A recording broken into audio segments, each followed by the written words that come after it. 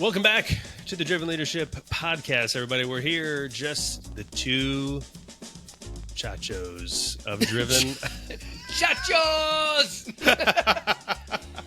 You've got Eric, you've got Connor, myself, and we're here talking about ourselves. Well, more properly, what we do. Actually, what we do. We talk a lot about our training and the things that we do. We have an episode dedicated to Bold. A couple weeks ago, or maybe it was even last week, we had an episode dedicated to one of the classes that we're doing. And, we pride ourselves on delivering training that actually is effective, it's impactful, it's transformative. The way we talk about it internally is that it's sticky. I don't know if we fully put that into our marketing efforts, because I don't know if we figured out how to say that. How to say our training is sticky on a graphic. Anyway. Yeah. But that is what we're talking about today. And you can see, well, no, you can't. But my t-shirt, one of my favorites. Leadership training that doesn't suck. Leadership training that does not suck. And we pride ourselves on that when we go to expos. Yeah, for sure. I have worn it because we left that conference in Florida, left the conference, and then just immediately, traveled back home. And so I didn't have time to change. I wore it. You get a lot of looks in the airport. So it is a cool marketing tactic in that way. No one stopped and talked to me about it, of course, because it's an airport. So, but I did draw some eyes.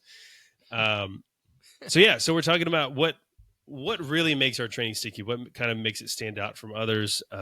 We don't partake in a lot of other leadership training, but we've been exposed to it. We understand it. And so where should we bring this first off, Eric? What makes our training different?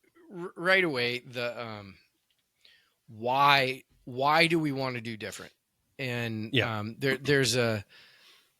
it's such a strange thing to say and be in training and leadership development for as long as we've done it, but I don't believe most training works. Mm-hmm. I don't. And you're talking about leadership training specifically, or no. So the reason I'm in this, there's a number of reasons that attracted me in general to doing this type of work, but the big one was that, man, most training for me, most teaching for me, I struggled with. I struggled in school. I struggled out of school.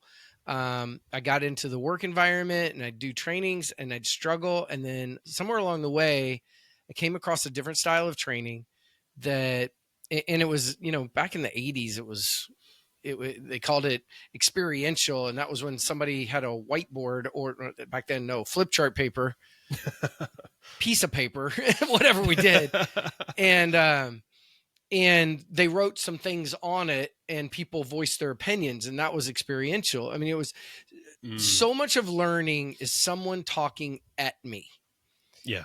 And the only way that works, the only way we get real information from someone talking at us, is if we want to learn about that subject, meaning we have predetermined that I need to know this. And so we focus in and we lock in and we go, okay, I need to know this stuff. So I'm going to do that. You basically overlook how trash it is because you're interested in it. So I won't go trash. I won't go. There's people that are amazing. I'm saying the delivery of just sitting and listening to somebody talk is not fun. So you'll bypass that because you're just genuinely interested in it. Yeah. Content. I don't. There's so many amazing facilitators, and you see them, and they the reason that we watch them. A lot of times, there's an entertainment value. It's like they draw us in with stories and the way they talk, and their passion or their enthusiasm for a subject. Yeah. That's not the majority of training. That is not the majority of what goes on. I think about like TED Talks is kind of the prime example of where that does work, but it works because the people on TED Talk are like absolute experts. They're some of the most interesting people. And so you'll sit and you'll turn it on and you're listening to somebody talk. And because you're innately interested, then there is that transference of knowledge. But like you're saying, like that is kind of far and few between with kind of the world that we operate in. So to start with, when we're talking about leadership is a visceral topic. It is one that we experience. It is one that is more, I put it more akin to art than I do, like typical learning. Like we are learning an art. And what I mean by art is it is a grouping many different individual skills that we take these individual skills and then we have to lace them together based on the people we're talking with, the culture we're in, the environment, the back history, the personalities, and the everything else that's not being said that's going on in between.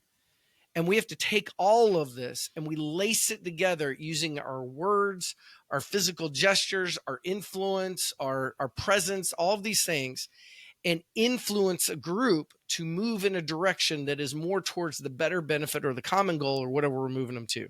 That's leadership, especially in the world of business. Yeah. And so it's not X's and O's. It's not do A plus B equals C. It is an orchestra and you are the conductor. And how do you conduct this in a way that brings everything together? So you don't teach that with a whiteboard. And, today you can give information, but you got to feel it. You got to experience it. You got to get involved with it. And then as you do that, you've also got to, all your habits and behaviors and all these things are tied up in it. And so when we started working in leadership, the number one thing to look at was this was not a normal topic. This isn't math. This isn't engineering. This isn't, which are amazing topics, but I can learn those. Those have a structure to them. Yeah. This is learning about myself. This is learning about others. This is learning about emotions. This is learning about habits and behaviors and all these topics that half the time people don't want to learn about. I don't want to learn about that. They're hard to deal with. So what we started looking at is we go, okay, if we really want to help somebody, and there's that age old question, is leadership, are you born with it or is it something you can learn? Mm-hmm. And the answer is yes to both. Okay. There are some people that are born with this natural just gift. And I wish I were one of them when I was like, I can still remember back in high school and there was just these guys that were like the cool guys. I was not one of them. And they had this confidence and this swagger and people just followed them. And a lot of them, despite what the movies say, they weren't these hard asshole people. They were just like contagiously charismatic and connected with people, at least at that age in some way, and had a confidence about them. Yeah. And I was always like, gosh, I wish I were them. I wish we were those type of people. And then as I got into the world, I realized, oh, wait, we can grow and develop, but we have to want to. And you got to want to do the work, and you've got to want to dig in. So when we get into sticky, why are we doing it? And why does most training suck, as your shirt says? Is because it's really hard to get people in your class to unlock, to be excited to be there, and to want to work on these really difficult topics. Mm-hmm. And so our training helps people do that first and foremost, and then we get into actually helping them change. Yeah. So how do we achieve that? Like because obviously there's a lot of places we do our, the organizational development classes where we'll go into a company and it'll be a room of people who probably don't want to be there. It's a 4-8 hour thing. They're settling in like, okay, this is just going to be another whatever. Mm-hmm. So how does that transition happen? How do you get them from disinterest to, okay, this is actually going to be effective? Yeah. So a couple things that we focus in on. So number one, the pattern of training. Most trainings, this is how they start. Just right out of the gate. Okay. Mm-hmm. Somebody gets up in the front of the room. Hi, my name's Eric McGrath. I'm very excited to be here today. My background is, here's PowerPoint slide number 1. Okay. And then we start going into whatever the material is. I am talking at them. I'm giving them material. That's a general training. Yeah. Those trainings, you've got some percentage you're talking to, and you got the vast majority of them, and you get about 10 or 15 minutes in, and they're starting to check out.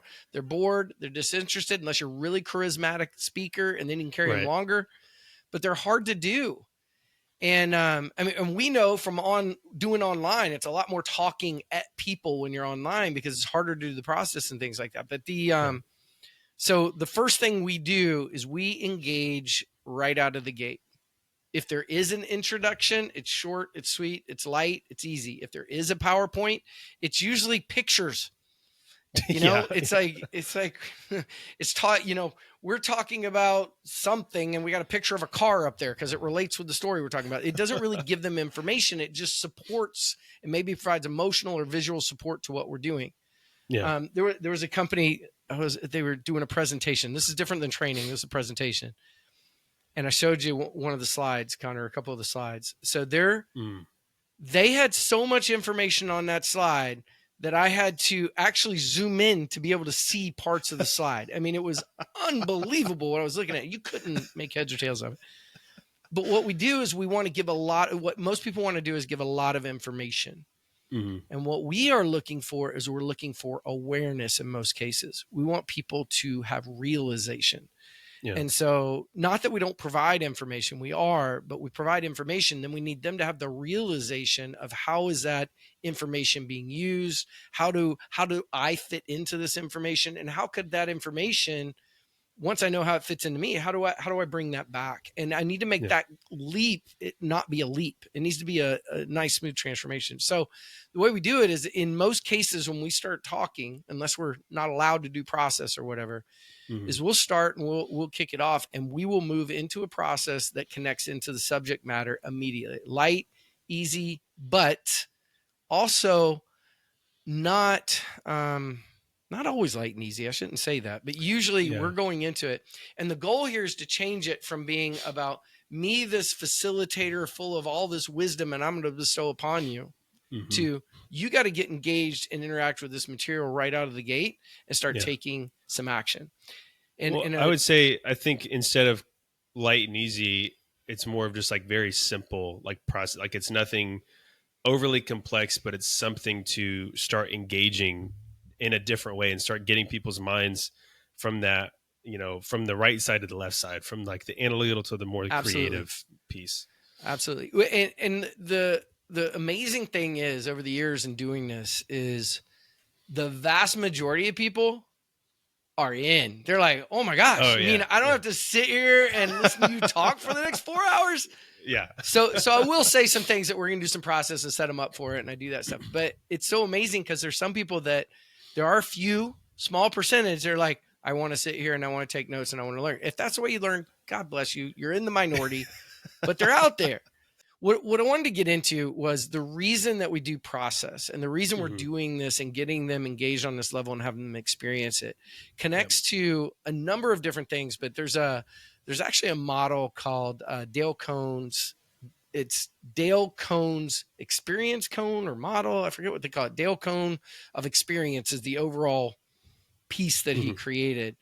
And it's a common sense thing that I think most people will get. And the more we're involved, the more we're engaged, the more physically and emotionally involved with something, then typically the more we're getting out of it. And so if you look this up, and maybe Connor, you'll put up a visual as we're playing this out, but for those that are watching versus listening, but for those that are listening, I'll kind of walk through it. I've got a visual popped up here in front of me, but Dale's Cone of Experience, it's called. And so people generally remember 10% of what they read, which to me right out of the gate, that's completely fascinating because the vast majority. It's a wild stat. Yeah. Okay. So homework, 10%.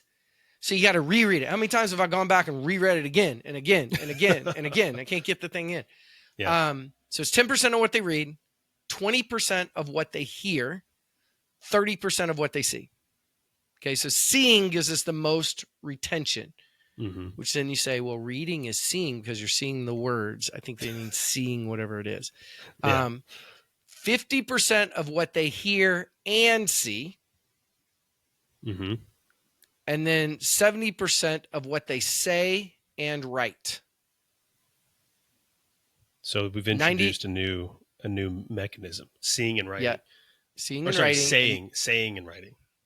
I'm sorry. Yes. Saying and writing. Okay. Yeah. And 90% of what they do. And then when you start creating in there as well as in the beginning, it's a lot of like reading and hearing is intake and seeing. And then we start getting into demonstrating, practicing, teaching others, designing and creating curriculum around it, all that stuff, we start getting really good. So when you take that model, what we do in our trainings and why we say sticky is we're going for the 90% of what they do. Yeah. However, we also want it to be more than role play. So role play is fictional doing it. Yeah. Okay. So we're acting like we're doing it, which there's value to that. Yeah. But there's more value when it's real. It's more valuable. So I'll give you an example. So if we're starting, say we got a program, and in this program, we want to work on how this group, this team handles adversity or conflict or how they work together. So we put them in adversity or conflict. Yeah. And not one that's made up, right? Where it's like, hey, you're team A and you want to go to war with the moon. You're team B and you want to go to war with Jupiter. It's like, no. The real deep-seated emotion is not going to come out in that. No, it's not. There's no stakes involved, like real stakes. No, you want to see some fun team adversity. Give them a common goal together with just a little instruction, and say go. That's all you got to do. Works amazing.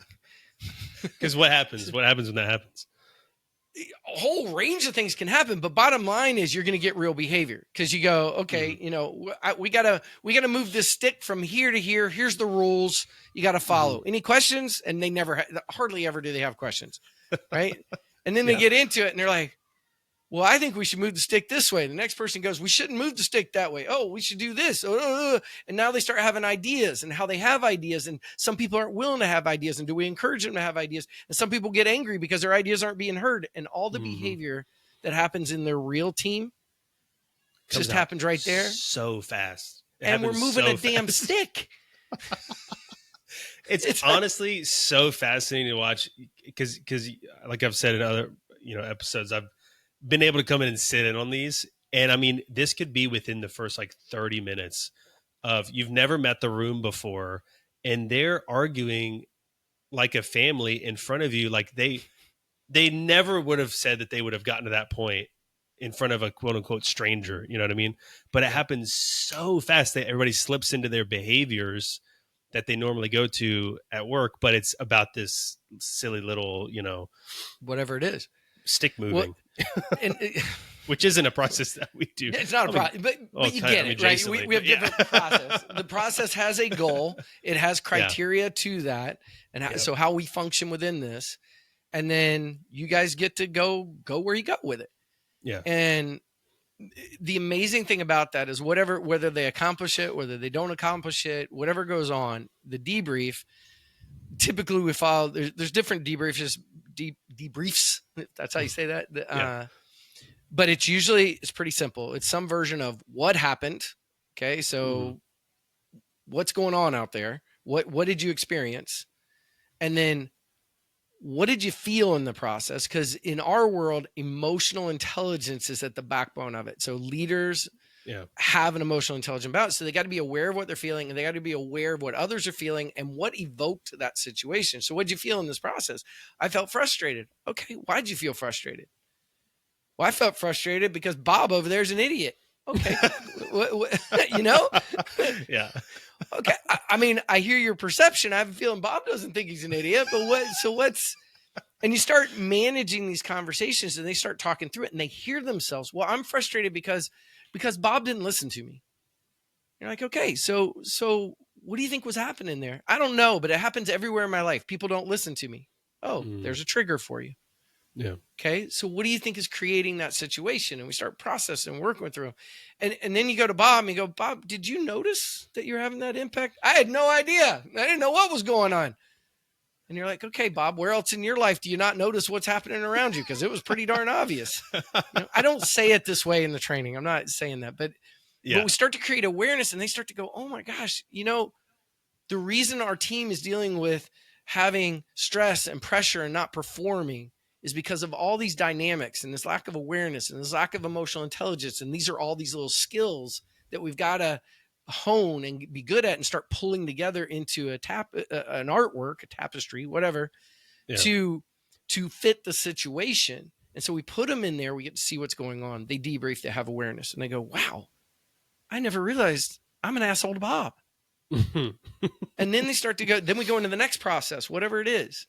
And then they're like, holy cow, there's the behavior again in a different way. And here it is again. And then they start working on it.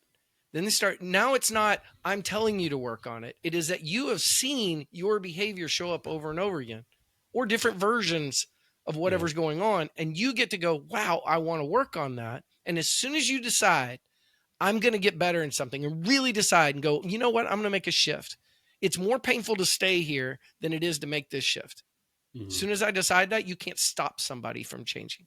They're going to seek out information, past the training, past what's going on. They're going to be like, I'm making a difference here. And then we get long-term behavioral change. So that's like you were saying, that's where the stickiness comes in. Yeah. But it comes down to a human being's desire and want to change. Yeah. And that happens kind of like the whole idea here is that desire for wanting to change can come through awareness. That doesn't happen because if you just got up there and talked about emotional awareness or emotional intelligence, it's not going to have the same impact. It's not going to drive the same desire of like, oh yeah, that's something I need to change about myself, because there's nothing for it to stick to. Like there's no experience for them to latch onto and understand how that comes to light, because you can recontextualize things all day in your mind to avoid the pain of facing the fact of like, oh, I'm not good in that area, or I do treat people like that. So it's really interesting. That debrief. So it's what happened. What'd you feel?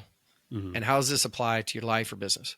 Right. So it's dependent on what we're working towards your life, towards your business. And that last one, so they're sitting there going, and I can't tell you how many times I'd hear, like maybe they were in a process and they're overly controlling, and I'll go, okay, so what'd you feel? I feel like I didn't have control. Okay. Where does control show up for you in your life? And they're like, everywhere. Okay.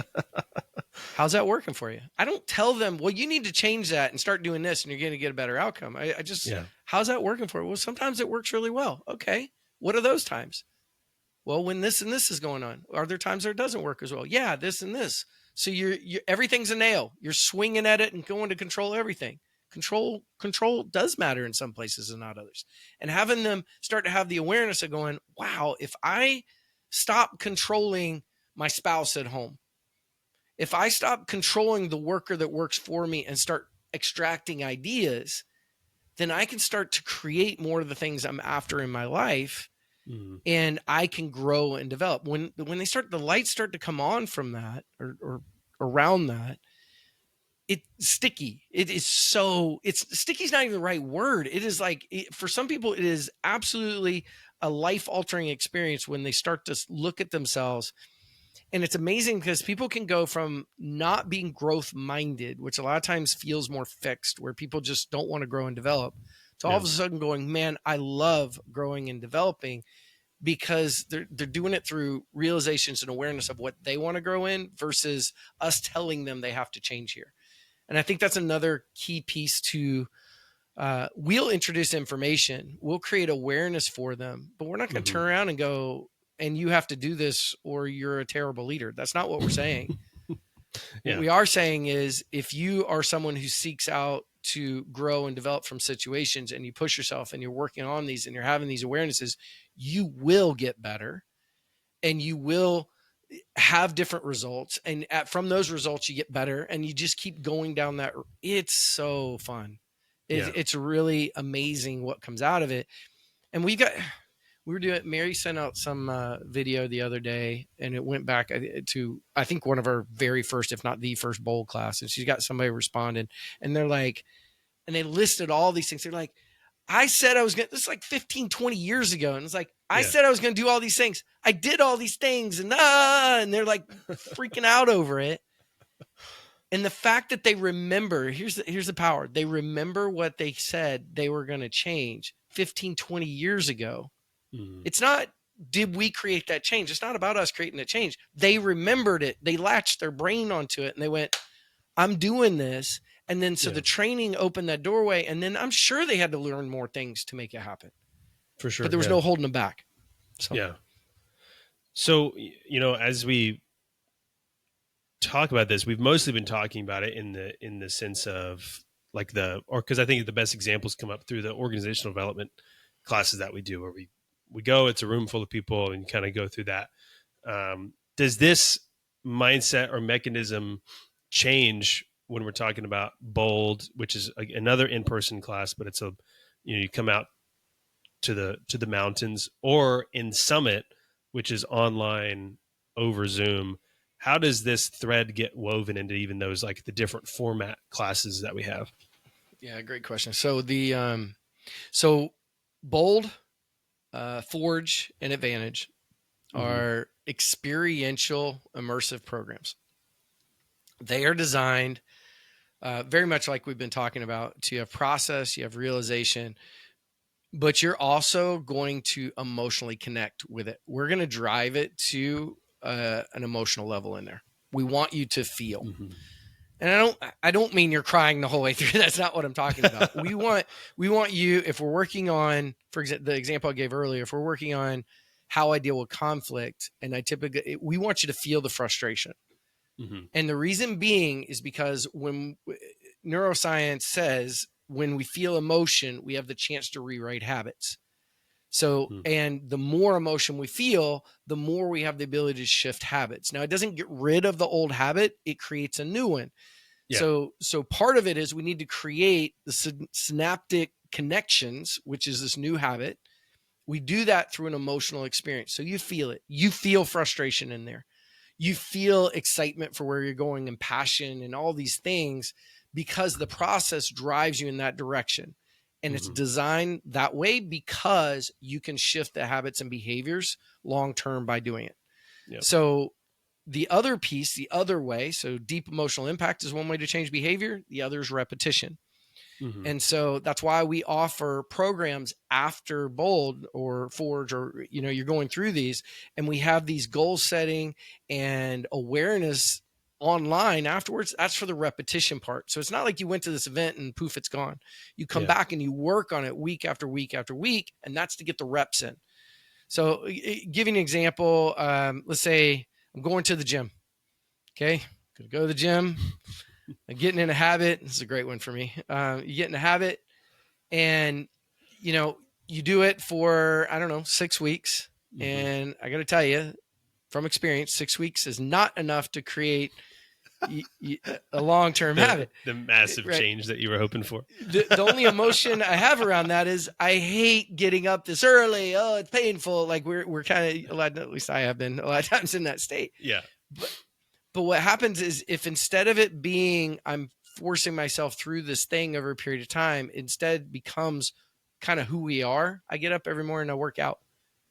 And it's just the routine and the habit that we create and we go through, then that changes, even though you may not have this crazy emotional impact every time you work out, but the repetition of it and going through it, it starts to create the stable thing. So our online incorporates both. We do process, but we're not driving for deep emotional impact. You'll feel things, you'll feel frustration, you'll feel different pieces that connect into it. But we're mindful that somebody's either sitting in the conference room in their company or at home, and they have a client meeting right after this. So they're, as much as, because I've been a part of developing some of the classes, and like as much as we can, it's like, okay, let's get them there, dip their toes in, get them feeling a little bit, but then still have the opportunity to bring people out of it, so that we don't end the class and everybody's just a mess. It's like, see you next week, everybody. Yeah. No. This week we're going to deal with how bad you are at conflict, and so we're going to put you in massive conflict. No, yeah, exactly. We don't like to, for example, online. People go, well, an online class needs to be super short because nobody can have attention span for longer than 15 minutes. Yeah. And so what we do, we work at it online, is we have these segments, and they're different links, but we're shooting for actually around 15, 20 minutes as we get into a segment. Somebody told me it was 8 minutes, and that's really hard to do, but 15, 20 minutes. And we're dealing with a topic, and we're shifting. We're either shifting into process, we're shifting into Zoom room, we're shifting in share. And by doing that, it helps with the online piece. And usually at the end of 2 hours, people aren't like, they're not, oh God, this was exhausting. It's more like, Okay, that was cool. This is energizing. I got some information. And then Yeah. the learning takes place on the repetition. So we have our app Leader Hub where they can go in there and they enter goals and realizations and things that are going on throughout the week. And they have homework. So the homework is designed to reinforce. So if we're working on, like in our fundamentals class, the first week, we really get into the elements of what creates an engaged culture. And so what the exercise there to anchor this in is we ask them each day to kind of just sit back and be a fly on the wall for just a couple minutes and just sit back and observe your team, have awareness about how your team functions, how they work, how they flow. And then they enter kind of their information. And then we come back and we debrief that when we come back to the next session. Man, it's crazy what happens out of that thing. People are like, I never noticed. This is happening and that's going on and this is awesome and that's terrible. And they're, but it's where the lights come on. They go, oh my gosh, I see where engagement shows up. I see how I can shift it. I see where I'm creating this or they're creating it. Yeah. And it's that realization combined with repetition of the realization is extremely powerful along with the emotional impact. Yeah. Cause that's what, when you think about the cone that you mentioned earlier, Dale's cone. Dale's cone of experience. That's it. Yeah. I was saying it wrong. So obviously in the in-person trainings that we do, it's we're in that 90% of doing, learning by doing, which gets that 90%. And I think a lot of especially where online stuff goes south, is that people really just stick in that reading and hearing portion where it's like, hey, you're going to get on this Zoom for an hour. I'm going to monologue at you. And then here's what you need to do while you're gone. And then we'll see you next week. But based on what you're saying with like the processes that happen in the class and the homework, we're still really staying in that, 50% of hearing and seeing, that 70% of saying whenever they get in breakout rooms and they have to kind of process through what's being talked about. They're saying it. They're writing it down. So we're in that 70%. And then the homework kind of achieves that 90%. Okay, like go and do the thing so that it sticks a little more. So it's still, we're still staying in that top half, which is. I still feel like online, and for me, I can't wait for like augmented reality and VR to get even further. I'm all about it. I'm like, I want to ship a whole bunch out to a group of people and then they're immersed into, teaching team dynamics. And all of a sudden you're on a deserted island. You got to survive together. I would love to do that training. You know what I mean? That would be wild. But right now where technology is and what's available to us. And if you think about it, man, video conferencing really came about since COVID and kind of a little bit before that. And it really took off. And most people hate video training. That's the problem with it. People are like, oh my God, this stuff sucks. Yeah. Because it does. Yeah. I mean, somebody's just going to sit there and lecture to you for a couple hours. And you're like, I mean, you're nodding off. You're doing your email because that's dinging. And you know what I mean? Yeah. So your camera's off and you're eating a sandwich in the other room as the one piece of information you needed was being talked about and you missed it. I've never done this. You're speaking from a little experience. Yeah. That was a little too specific of an example. That was real. That's so funny. But it is there to train, to teach, to develop, whatever word you want to use.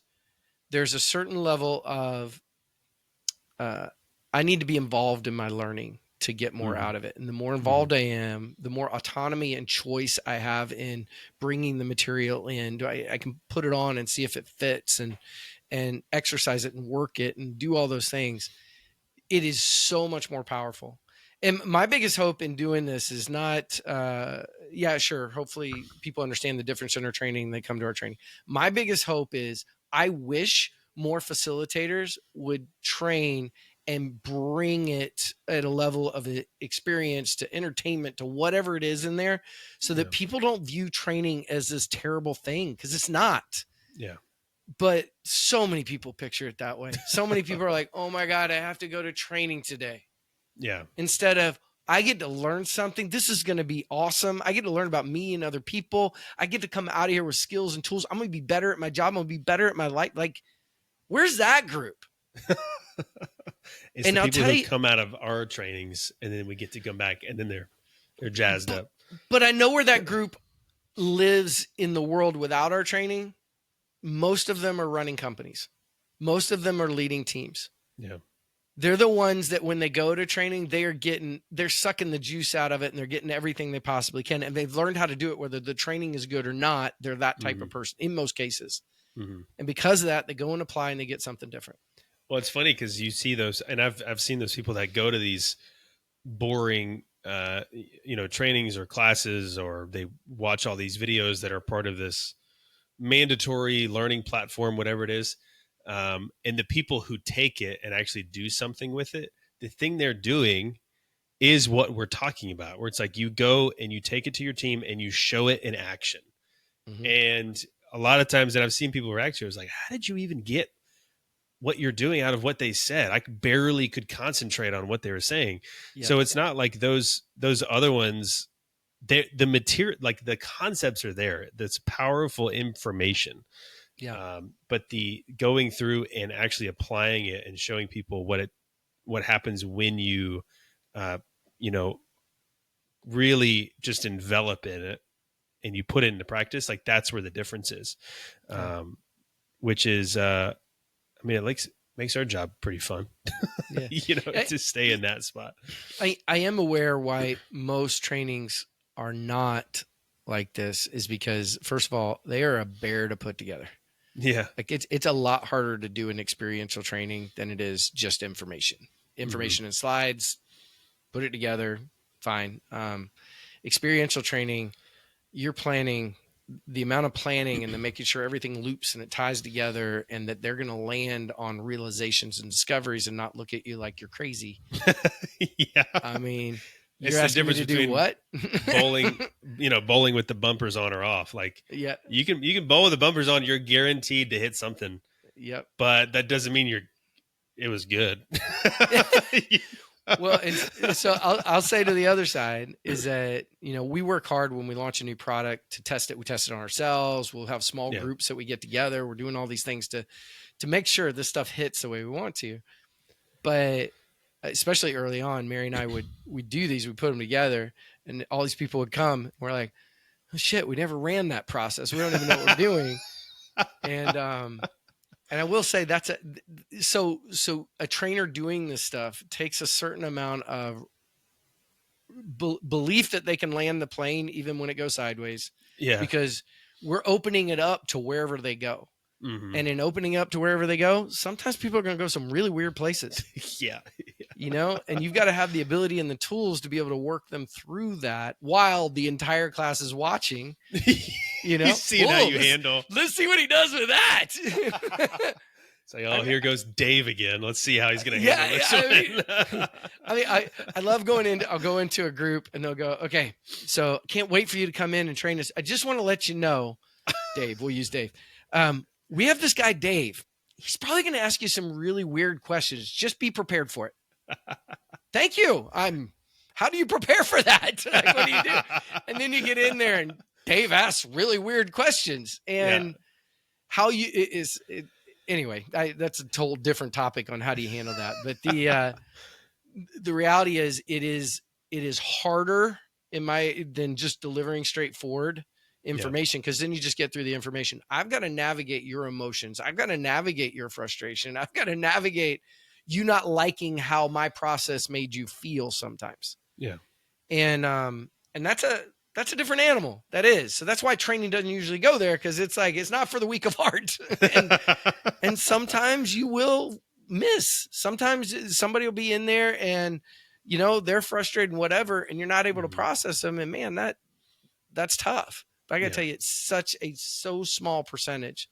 The vast majority that go through this style of training, they are like, it's almost, for a lot of people, it's like, I never knew I could learn this way, or they knew they could learn this way, but I never knew this was a possibility to be able to go down this path and actually put it together. So anyway, it's really fulfilling work to do. Yeah. And also, like I said, not for the faint of heart sometimes. There's Dave's out there. Yeah.